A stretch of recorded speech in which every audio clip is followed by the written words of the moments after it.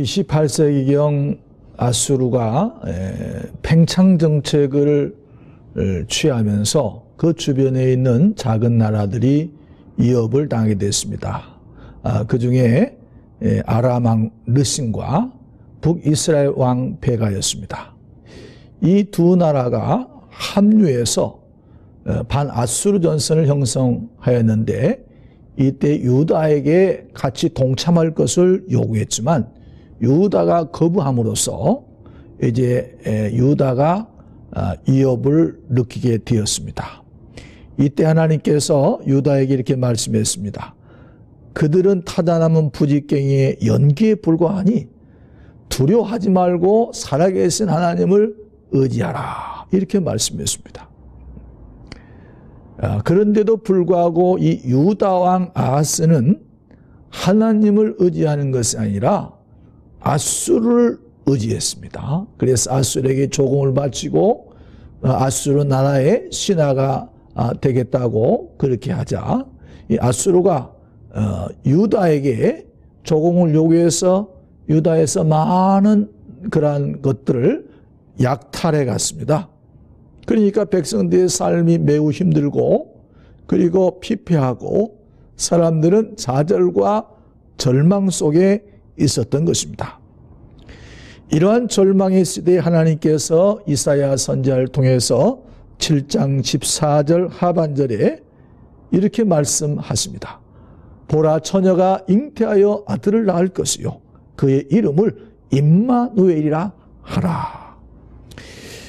예수님이 태어나시기 전 700년 전에 이 유다 나라는 바로 이러한 상황 속에서 사람들이 좌절과 절망과 고통 속에 살아갔습니다. 이러한 시대에 살아가는 사람들에게 하나님께서는 이사야 선지자를 통해서 메시아가 오실 것을 예언하는 귀한 말씀을 주신 것입니다. 메시아가 오시면 이스라엘 민족, 유다 민족은 새로운 희망이 시작되는 것입니다. 저는 이 시간 예수님이 이 땅에 오신 이 대림절을 주님을 생각하면서 다시 오실 재림의 주님을 기다리는 이러한 대강절을 우리가 생각하면서 오늘 말씀을 통해서 은혜 받으려고 합니다. 첫째로, 예수님께서 메시아가 오시면 고통받던 자들에게 흑암이 사라진다, 이렇게 말했습니다. 오늘 본문은 장차 메시아인 예수님께서 세상에 태어나리라고 약속하신 예언의 말씀입니다. 이 예언은 이사야 선지자가 기록했는데, 이사야는 BC 8세기에서 7세기 활동했던 선지자입니다. 이사야 선지자는 우시야, 요담, 아하스, 그리고 히스기 왕 시대의 예언자였습니다. 그런데 특별히 이 시대는 선민 이스라엘이 강대국 아수르에 의해서 점령을 당하고 유다의 운명이 풍전등화처럼 아주 이태로운 상황이었습니다. 수많은 사람들이 전쟁의 포로로 끌려가고 전쟁에서 죽임을 당하고 가정이 풍지박산이 나고 희망이란 도무지 보이지 않는 그러한 절망과 고통의 시대였던 것입니다. 이러한 절망과 고통이 오기 전에 유다 나라의 그 상황이 어떤 상황이었는지, 왜 유다, 하나님이 선택한 유다 나라에 이러한 고통이 왔는지에 대해서 이사야 선지자는 5장 8절과 12절에 이렇게 말씀했습니다. 8절에 보면 가옥에 가옥을 이으며 전토에 전토를 더하며 빈틈이 없도록 하고 이 땅 가운데서 홀로 거주하려 하는 자들은 화 있을진저. 이걸 다시 재해석하면 이런 것이죠. 요즘 말로 얘기하면 사람들이 그 당시에도 부동산 투기에 전념이 없었다는 겁니다. 사람들이 이 땅에 대한 욕심을 많이 냈다는 것이죠. 우리나라도 얼마 전에 광주에 어떤 사람이 집을 쉬운 몇 채를 가지고 있다. 한 사람이. 그런 기사가 났습니다. 여러분들 뿐만 아니라 유다가 멸망하기 직전의 사람들은요, 그 당시의 사람들은 술로 세월을 보냈습니다. 11절에 보면 아침에 일어나 독주를 마시며 밤이 깊도록 포도주에 취하는 자들은 화 있을진저. 지금 아수르라고 하는 나라가 여러분들 침략을 하기 위해서 전쟁을 일으키고 달려오는데도 유다 나라 사람들은 술에 취해 있다는 것입니다. 다시 말하면 그 시대는 향락과 여러분들 그 다음에 도덕적으로 타락한 술 취한 사이였음을 우리가 알 수가 있습니다. 12절에 보면 이런 말씀이 나옵니다. 그들이 연회에는 연회가 뭡니까? 잔치 말이죠. 연회는 수금과 비파와 소고와 피리와 포도주를 갖추었어도 여호와께서 행하시는 일에 관심을 두지 아니하고 그의 손으로 하신 일을 보지 아니하는도다. 무슨 말입니까? 요즘 말로 표현하면 자신의 향락과 즐거움을 위해서는 시간과 정력과 물질을 남기지 않고 허비하면서, 여러분들 요즘 있잖아요. 사람들이 자신들 가족 무슨 돌잔치, 자기 부모님들 무슨 뭡니까? 이런 회갑잔치, 칠순잔치, 이런 것을 말입니다. 굉장히 성대하게 합니다. 제가 어느 그 잔치 갔더니요, 그곳에서는 유명한 사람을 불러가지고 그 사회를 보게 하고 그 노래도 하게 하고 이런 것을 봤습니다. 그런데 그런 거 하는데 돈이 상당히 많이 들어갑니다. 자신들을 위해서는 이렇게 자신들의 시간과 물질과 정력을 마음대로 쓰면서도 하나님의 일에 대해서는 여러분들 사람들이 외면하고 하나님의 일에 관심도 갖지 않고 하나님의 일에 대해서는 하나님 앞에 물질도 아깝다는 거죠. 자신의 일에는 열심을 내고 물질을 마음껏 쓰지만은 하나님 나라의 일에 대해서는 관심이 없습니다. 그리고 하나님 나라를 위해서는 물질에 대해서 얼마나 인색한지 모르는 것입니다. 그렇기 때문에 여러분들 하나님께서 이 유다 나라가 그러한 상황 속에 있었기 때문에 유다의 운명이 여러분들 백척간두에 놓여 있었던 것입니다. 강대국 아수르에서 이 유다 나라가 위험해지자 그 당시 왕이 아하스였는데요. 이 아하스는 하나님을 의지하는 대신에 우상을 섬겼습니다. 우상의 제단을 만들었어요. 뿐만 아니라 북왕국 이스라엘 호세아는요, 이 사람도 마찬가지로 하나님을 의지하는 것이 아니라 여러분들 목상과 아세라상을 세우고 거기다 향을 피우고 그리고 거기다 금 송아지를 두 송아지 형상을 부어 만들고 하늘의 일월 성신과 바알을 섬기면서 여러분들 하나님 앞에 엄청난 악을 행한 것입니다. 이러한 일로 인해서 하나님의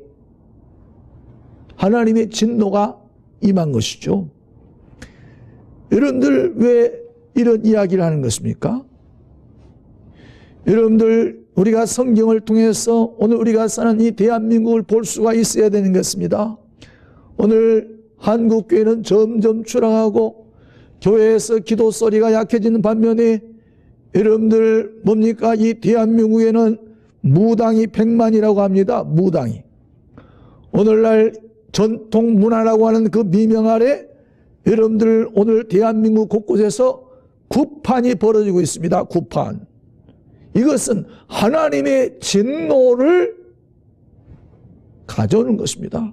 하나님의 진노를 촉발하는 것이. 여러분들 오늘 우리가 사는 이 대한민국에 왜 사람들이 이렇게 물질적으로 풍요함에도 불구하고 오늘날 많은 사건과 사고가 터지는 것입니다. 그것은 오늘날 대한민국이 살아계신 하나님을 떠나고 우상을 섬겼기 때문에 그런 것입니다. 오늘 우리 크리스찬들이 하나님께 회개하고 돌아와야 하는 것입니다. 둘째로 구원의 메시아가 오시면 구원의 큰 빛이 비친다고 했습니다. 이러한 고통 속에 있는 이스라엘 유다 백성들에게 메시아가 오시면 이러한 고통에서 해방될 것이다 라고 말합니다. 구약시대에 보게 되면 스불론 땅과 납달리 땅이 멸시를 받았지만 후에는 해변길과 요단 저쪽 이방의 갈릴리를 영화롭게 하였느니라. 이게 무슨 말입니까? 여기 나오는 이 지역은요, 그 당시에 변방이었습니다. 아무도 사람들이 관심을 갖지 않은 지역이었다 이 말인 것입니다.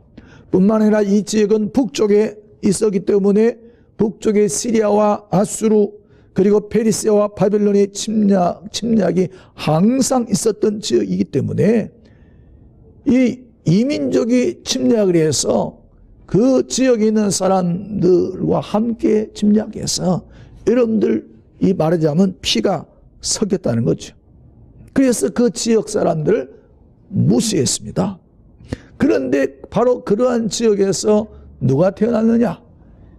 여러분들 예수 그리스도가 태어난 것입니다. 바로 그곳에서 예수님이 자란 것입니다. 바로 그 당시 역사적 편견을 가진 갈릴리 나셋이란 그러한 동네에 예수님이 메시아로 오셔서 이제는 더 이상 예수님 때문에 그 지역의 사람들에게 전대받고 멸시받는 차별받는 그런 지역이 아니라는 것이죠. 이러한 차별받을 일이 앞으로 없어진다는 것입니다. 우리 지역에 여러분들 이쪽 충북 음성에 출신 반기문 유엔 사무총장이 그쪽 출신이지 않습니까? 제가 어느 날인가 그 지역에 차를 타고 지나갔는데요. 반기문 유엔 사무총장 그 동네라고 하면서 거기에 수많은 현수막을 걸쳐놓은 것을 제가 봤습니다. 조그마한 시골 동네인데 반기문 유엔 사무총장 때문에 그 지역이 유명한 그러한 지역이 된 것이죠. 마찬가지로 예수님이 갈릴리 나셋이란 그 참으로 볼품없는 그 지역에 주님이 났음으로써 지난 수천 년 동안 여러분들 예수님 때문에 그 지역이 얼마나 많은 사람들에게 여러분들 이 집중이 되었습니까? 얼마나 많은 사람들의 세계 사람들에게 여러분들 스포트라이트를 받았습니까? 주님이 이곳에서 태어나시고 자랐음으로써 더 이상 그 지역은 역사적인 그러한 편견에 의해서 희생된 멸시받은 땅이 아니라 예수님 때문에 그 지역은 소망의 땅이 되고 희망의 땅이 된 것입니다. 2000년 전 이 땅에 오신 예수 그리스도는 좌절과 절망과 고통과 한숨과 질병과 차별과 불평등 속에 살아가는 인생들에게 예수님은 구원의 큰 빛이 되셨습니다. 예수님이 땅에 구원의 큰 빛으로 오셨습니다. 그래서 요한 사도는 예수님을 향해서 세상의 빛이다, 구원의 빛이다 이렇게 말씀하십니다. 요한복음 1장 5절에 빛이 어둠의 빛이 돼 어둠이 깨닫지 못하더라.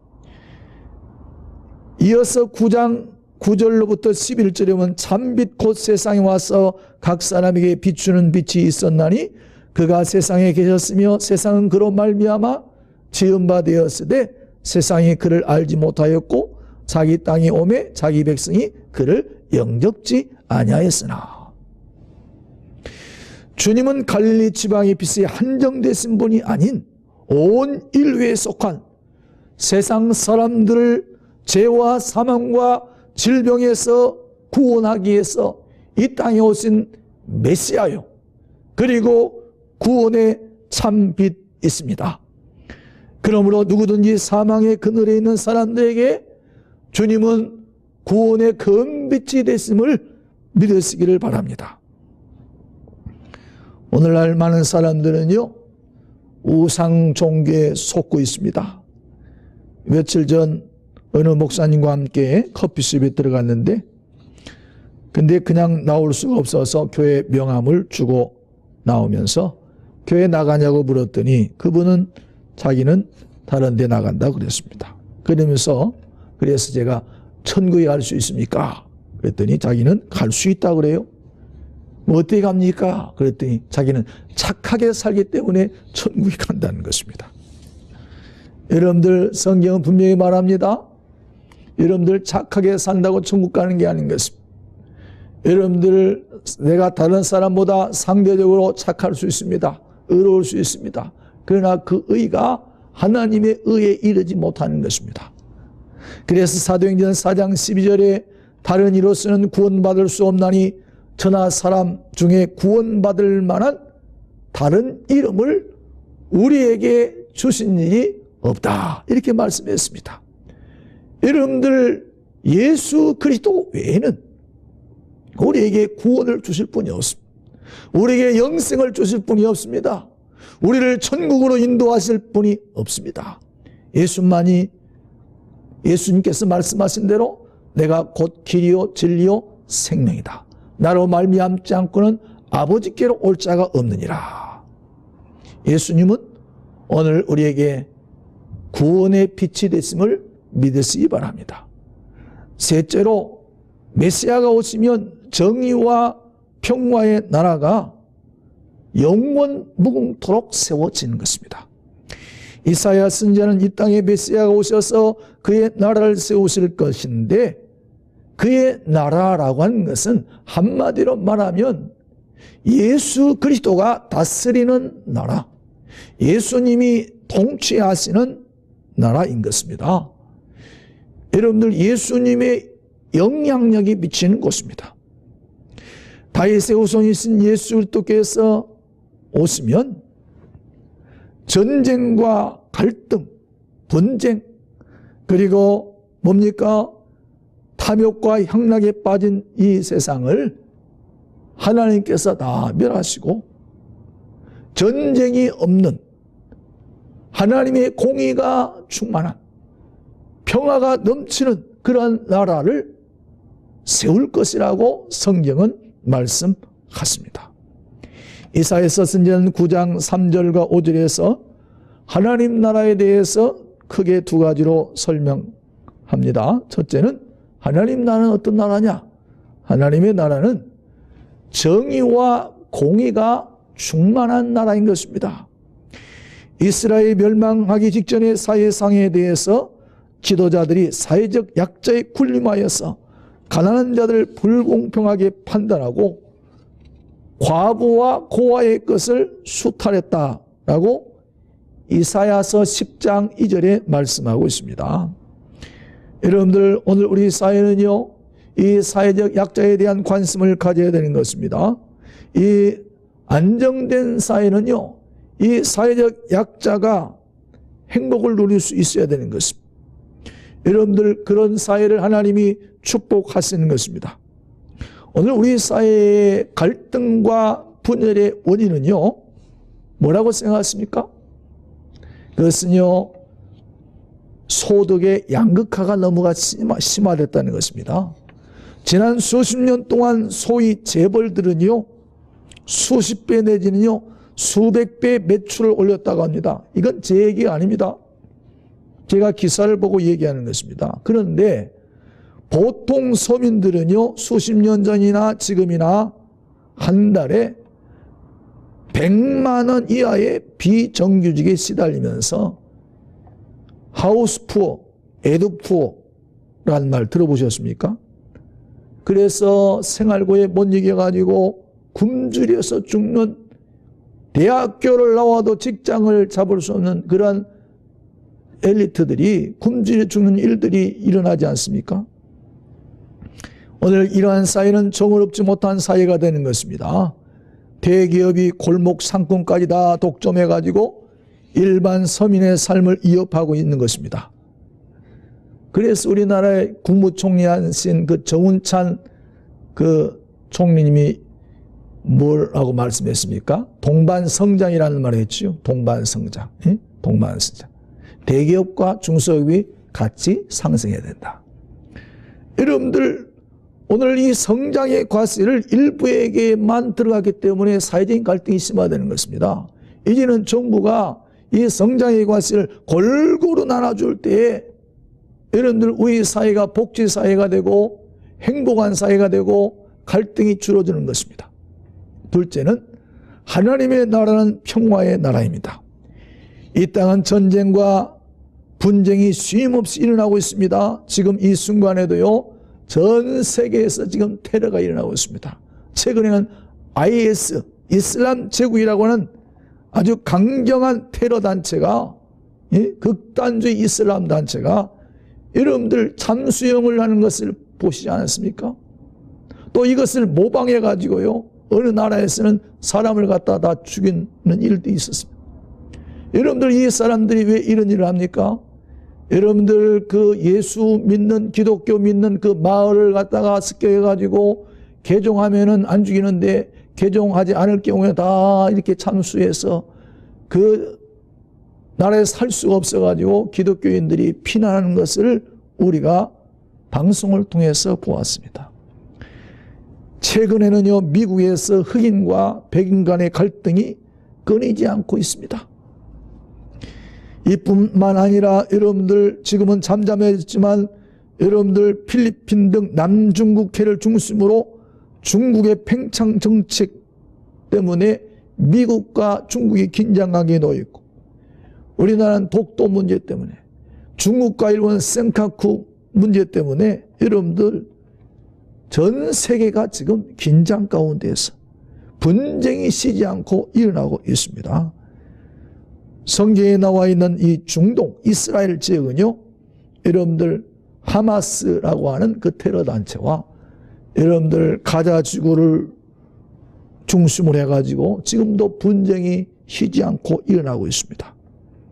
하지만 하나님의 나라는 어떤 나라냐? 하나님 나라는 오늘 말씀해 보니까 전쟁이 없는 평화의 나라다 그랬습니다. 5절에 보니까 어지러이 싸우는 군인들의 신과 피 묻은 겉옷이 섭같이 갈라지리니 라고 하는 말씀이 나오는데, 이 말은 전쟁이 더 이상 일어나지 않는다는 거죠. 전쟁의 무기들이 필요 없는 때라는 것입니다. 메시아가 오시면 전쟁의 위협으로부터 벗어난다는 것입니다. 왜 그렇습니까? 그것은 평화의 왕 예수님께서 오시기 때문에 그렇습니다. 평화의 왕이신 예수님이 다스리기 때문에 그런 것입니다. 여러분들, 예수님이 다스리는 나라는 바로 평화의 나라인 것입니다. 그렇기 때문에 우리 크리스찬들은 여러분들 어디 가든지 평화의 사람, 피스메이커, 여러분들 화평의 사람이 되어야 하는 것입니다. 이사야서 9장 7절에 이런 말씀이 있죠. 그 정사와 평강이 더함이 없고 무궁하며 또 다윗의 왕자와 그의 나라에 군림하여 그의 나라를 굳게 세우고 자금 이후로 영원히 정의와 공의로 그것을 보존하실 것이라. 사랑하는 성도 여러분, 이 땅에 오신 예수님은 고통과 흑암 속에 있는 인생들에게 구원의 근빛으로 오셨습니다. 그리고 전쟁과 갈등과 여러분들 불평등을 제거하고 이 땅에 사랑과 정의가 강물처럼 흐르는 평화의 나라를 세우기 위해서 오셨습니다. 이것이 바로 메시아의 나라인 것입니다.